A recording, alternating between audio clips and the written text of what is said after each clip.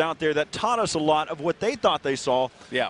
They are great at speculating. Oh, yeah, without a doubt. I mean, the Battlefield 4 community, the Battlefield community as a whole definitely was amazing. You know, and they want to see gameplay. They want gameplay. They want gameplay? And we're going to give them some Let's give them gameplay right now. Let's go ahead and hop straight into this first one. Again, we have 64 players that have been joining us here in the exhibition area all throughout the event long. There were 16 different sessions that we have going on. Every single one of them were sold out in 40 minutes. It was just really quick. That's over 1,000 players. Wow. 1,000 passes were already given out. They were just shelling them out, and it was gone in 40 minutes. That's crazy. That really is, you know, awesome. So we're going to be jumping into the game in just a little bit here. We have a game in progress right now, but you know, today is going to bring some more action as well as what we saw from yesterday. We're going to have people up here talking about the game. We're going to, you know, do some interviews. We're also, you know, just going to watch some gameplay cast over it, and of course enjoy the awesome spectator mode from Battlefield 4. Right, and we also have some of those speculations that you've been kind of wondering about, some of the questions that you want answered. We'll be able to answer those for you. We have the chance to be able to talk to all of the different developers, even kind of get some insight of what's actually happening. So let's go ahead and take a look at the game right now. Yeah, and you know, the thing that I also am so excited about here, Corey, is that, you know, the Battlefield community, they pretty much dissected every single detail. You guys see the free cam here for the spectator mode. And of course, pre-alpha gameplay, just so you guys are aware, this is not, you know, final by any means. So there's a lot of things that could change, and DICE is listening to what you guys are saying out there in the community. Yeah, so let's, again, just kind of taking a look around here. Of course, we're on Siege of Shanghai. Of course, a lot of the community members are already just calling it Siege at this point. So we take a look at it. You can see out in the open. For those of you that didn't get the chance to watch all day during day one, the way that the teams are split up in spectator mode, on the U.S. side, they're identified by the blue icons. And on the Chinese side, they're identified by the orange icons. Of course, that's only representational here for Siege of Shanghai. That may change depending on what the maps are. I mean, just again, this is wanted to give you the idea while you're watching the spectator side. And when we hop into a first-person view, you're accustomed to the fact that you should be shooting at the orange or shooting at the red. But in this case, depending on what team you're shooting at, what team you're on, you're going to be shooting at the opposition, which will be the other color. So hopefully I didn't confuse you too far, but again, Chinese orange, the U.S. blue. Yep, and as you can see, we're actually following an alpha squad right now that is going to be pushing their way right around here. I like what I'm seeing. Good coordination.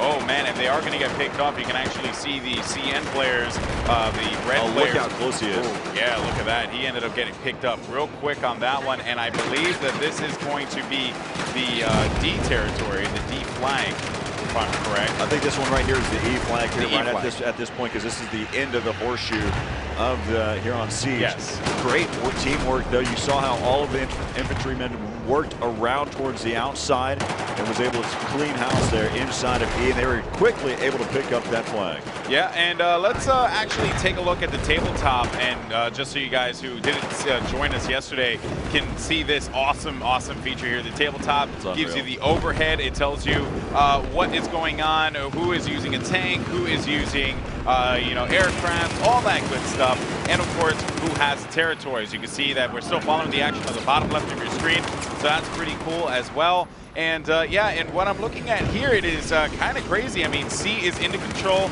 right now of the red team, the CN squad, and but they are losing quite a lot here, despite them.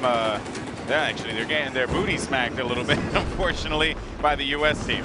Yeah, so as you can I'll allow it just for this one time. And also for those of you that again haven't been able to check out Reddit in a while, and haven't been on any of your social media accounts.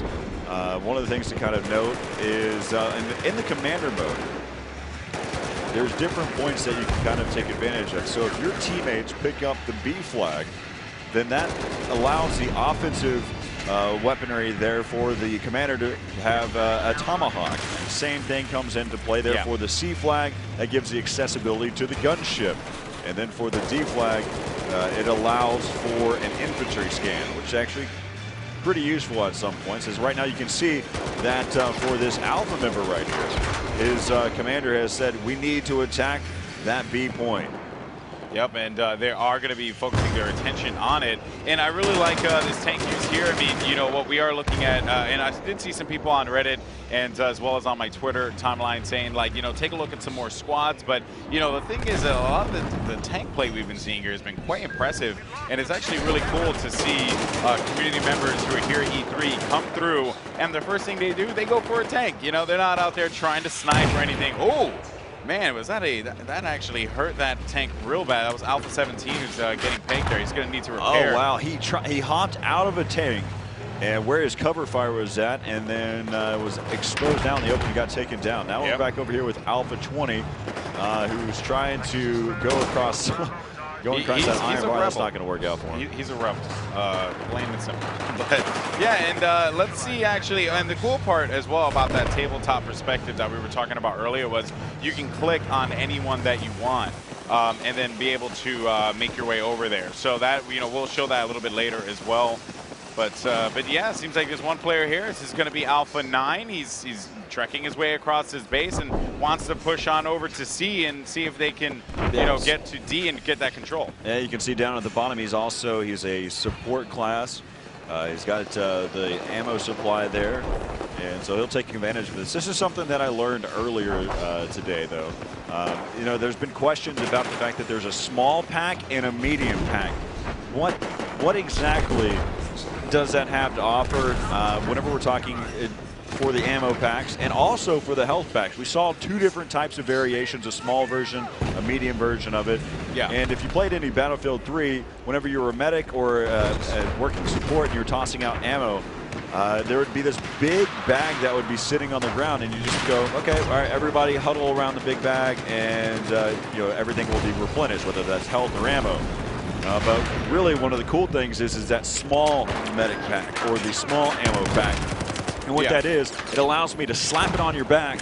If you're hurting right now, wow, I can sit there and slap a health pack on you, a small health pack on you, and it will regen while you go over there to the other side of the EA booth. Wow.